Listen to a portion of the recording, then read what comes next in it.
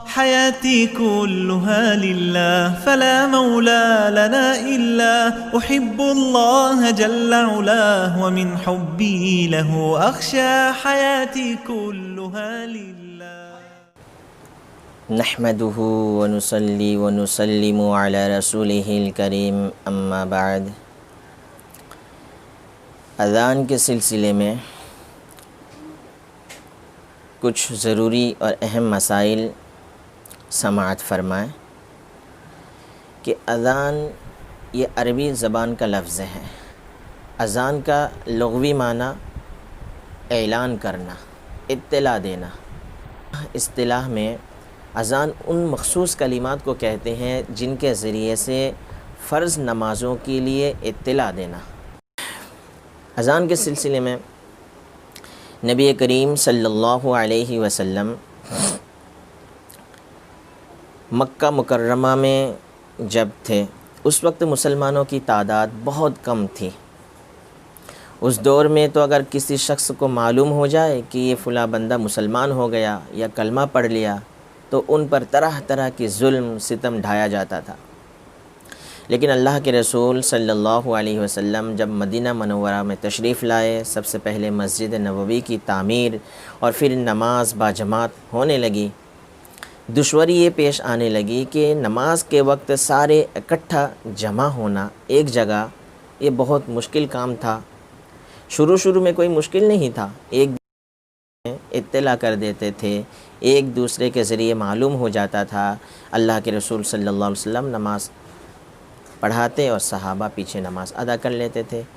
لیکن جو مدینہ کے دائرہ وسیع ہوتا گیا، مدینہ منورہ کے اندر مسلمانوں کی تعداد بڑھنے لگی، تو اس صورت میں صحابہ اکرام کا بیک وقت ایک جگہ نماز کے لیے جمع ہونا بڑا مشکل ہو گیا تھا،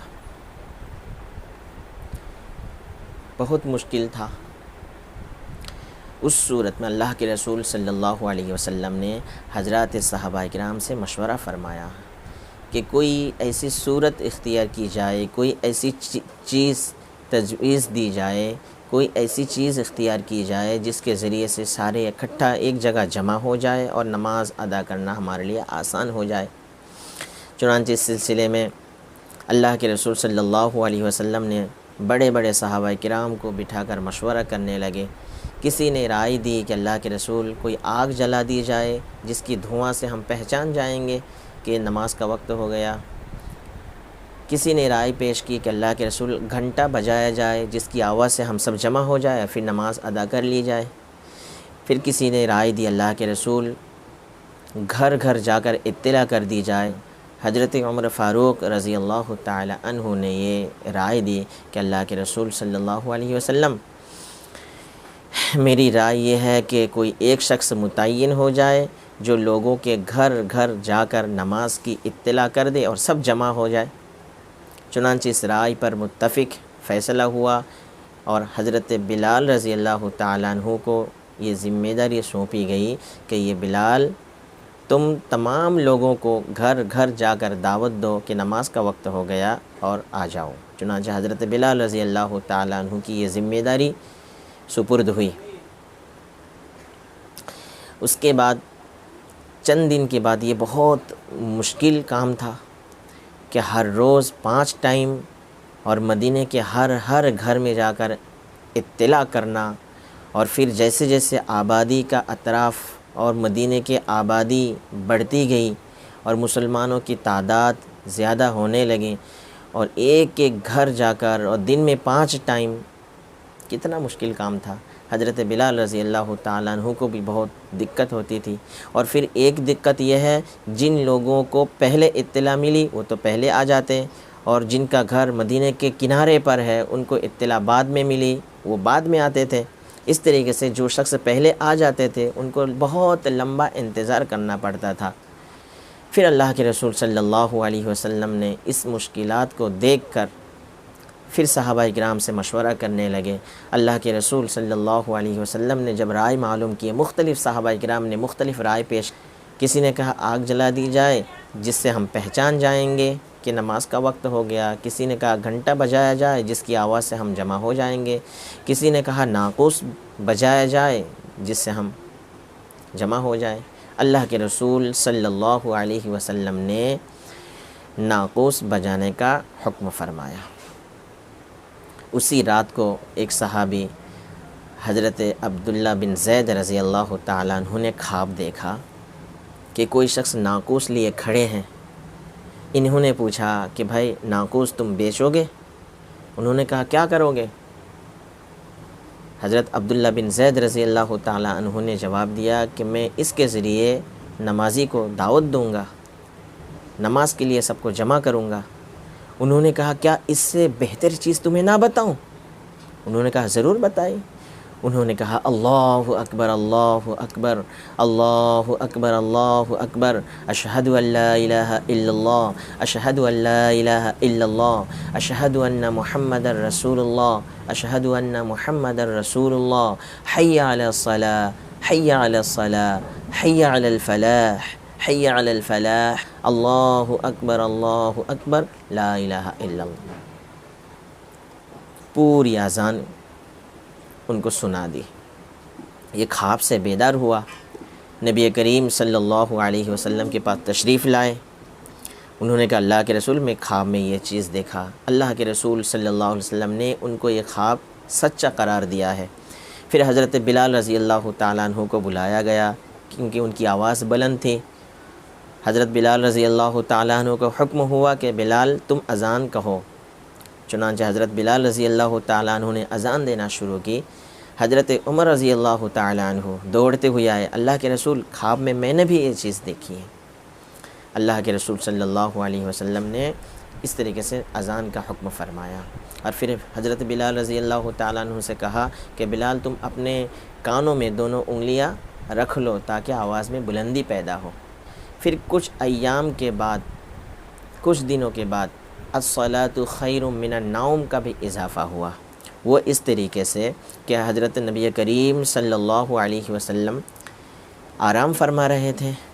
حضرت بلال رضی اللہ تعالیٰ عنہ نے فجر کی نماز سے پہلے، فجر کی اذان کے بعد اللہ کے رسول صلی اللہ علیہ وسلم کو اٹھانے کے لیے آئے کہ اللہ کے رسول اذان ہو گئی ہے، نماز کے لیے تشریف لے آئیے۔ امی جان عائشہ رضی اللہ عنہا نے فرمایا کہ بلال ابھی تو اللہ کے رسول صلی اللہ علیہ وسلم آرام فرما رہے ہیں، تم اٹھانے آ گئے۔ حضرت بلال رضی اللہ تعالی عنہ نے فرمایا الصلاۃ خیر من النوم، کہ نماز نیند سے بہتر ہے۔ اللہ کے رسول صلی اللہ علیہ وسلم کو یہ جملہ اتنا پسند آیا، کہا کہ بلال کل سے جب اذان دو تو یہی جملہ اپنے اذان میں کہنا، الصلاۃ خیر من النوم، حی علی الصلاۃ حی علی الفلاح کے بعد 2 مرتبہ الصلاۃ خیر من النوم کہنا۔ یہ تو اذان کے سلسلے میں۔ پھر حضرت نبی کریم صلی اللہ علیہ وسلم نے مستقل اذان کا حکم فرمایا۔ اب اذان کے اندر جو اللہ سبحانہ و تعالیٰ کی کبریائی کا بیان ہے، اللہ کی وحدانیت کا بیان ہے، رسول اللہ صلی اللہ علیہ وسلم کی رسالت کا بیان ہے کہ اللہ اکبر اللہ اکبر، اللہ سب سے بڑا، اللہ سب سے بڑا ہے۔ پھر اشہد ان لا الہ الا اللہ، میں گواہی دیتا ہوں اللہ کے سوا کوئی معبود نہیں، میں گواہی دیتا ہوں محمد صلی اللہ علیہ وسلم اللہ کے رسول ہیں۔ اور پھر حی علی الصلاۃ حی علی الفلاح، آؤ نماز کی طرف، آؤ کامیابی کی طرف۔ پھر اللہ اکبر لا الہ الا اللہ۔ اس طریقے سے یہ اذان ہے۔ اللہ کے رسول صلی اللہ علیہ وسلم نے بہت پسند فرمایا کہ اللہ رب العزت نے اذان کا مسئلہ حل فرما دیا ہے۔ اذان و اقامت کی کچھ سنتیں ہیں۔ نمبر 1، اذان و اقامت قبلہ رو ہو کر کہنا سنت ہے۔ نمبر 2، اذان کے الفاظ کو ذرا ٹھہر ٹھہر کر کہنا چاہیے، اور اقامت ذرا جلدی جلدی کہنا چاہیے۔ نمبر 3، حی علی الصلاح کے وقت اذان میں دائیں طرف موڑے، اور حی علی الفلاح میں بائیں طرف موڑے۔ پیر اور سینہ قبلہ کی طرف رکھیں، صرف چہرہ پھیریں۔ نمبر 5، فجر کی اذان میں الصلاۃ خیر من النوم کہیں، جواب اذان کا جواب دینا بھی ضروری ہے، سنت ہے، اذان کا جواب بھی دینا چاہیے۔ اذان کا جواب یہ ہے کہ مؤذن جب اللہ اکبر کہے تو جواب میں ہم اللہ اکبر۔ مؤذن جب اشہد ان لا الہ الا اللہ، جواب میں اشہد ان لا الہ الا اللہ۔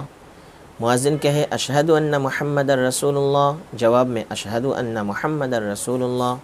مؤذن جب کہے حی علی الصلاۃ، حی علی الصلاۃ، حی علی الفلاح، حی علی الفلاح، اس وقت ہم لا حول ولا قوت الا باللہ کہیں۔ اس طریقے سے پھر مؤذن کہے اللہ اکبر، ہم کہیں اللہ اکبر۔ مؤذن کہے لا الہ الا اللہ، ہم کہیں لا الہ الا اللہ۔ اس کے بعد اذان اور اقامت اس طریقے سے۔ پھر اذان کے بعد درود شریف پڑھنا بھی سنت ہے، بلند آواز سے نہیں بلکہ آہستہ، صلی اللہ علیہ وسلم، ایک مرتبہ درود پڑھ لیا، اس کے بعد یہ دعا پڑھے اللہم رب هذه الدعوة التامة والصلاة القائمة آت محمدا الوسيلة والفضيلة وبعثه مقاما محمودا الذي وعدت انك لا تخلف الميعاد۔ جو شخص اذان کے جواب کے بعد یہ دعا کا اہتمام کرتا ہے، اللہ تبارک و تعالی اس کے لیے حسن خاتمہ کو لکھ دیتے ہیں اور حضور کی شفاعت بھی ملتی ہے۔ اذان کے لیے مستحب یہ ہے کہ جو شخص اذان دے، مؤذن، اس کی آواز بھی اچھی ہو، بلند ہو، اور اس کی ادائیگی بھی صحیح ہو۔ یہ غلطی نہ کرے کہ الفاظ میں کچھ ایسی غلطی کر دے جس سے معنی بدل جائے، تو یہ بہت بڑا گناہ کی بات ہے۔ جیسے مثلا اللہ اکبر کو اللہ اکبر، حمزہ کو کھینچ دینا، یہ بہت بڑی غلطی ہے۔ فقہا نے اس غلطی پر لکھا ہے کہ اگر کوئی شخص جان بوجھ کر کھینچتا ہے، اللہ اکبر کہتا ہے، تو یہ کفر کا اندیشہ ہے، کیونکہ اس کے اندر معنی بدل گیا۔ اللہ اکبر کے معنی ہے کیا اللہ بڑا ہے؟ تو اس طریقے سے نہ کہا جائے، بلکہ اللہ اکبر۔ اچھا، اکبر کے با کو بھی نہ کھینچا جائے، بعض لوگ کھینچتے ہیں اللہ اکبر، یہ صحیح نہیں ہے، بلکہ اللہ اکبر کہنا چاہیے۔ اذان صرف 5 وقت نمازوں کے لیے ہے، وہ فجر، ظہر، عصر، مغرب، عشاء اور جمعہ کی نماز کے لیے اذان دینا یہ سنت ہے۔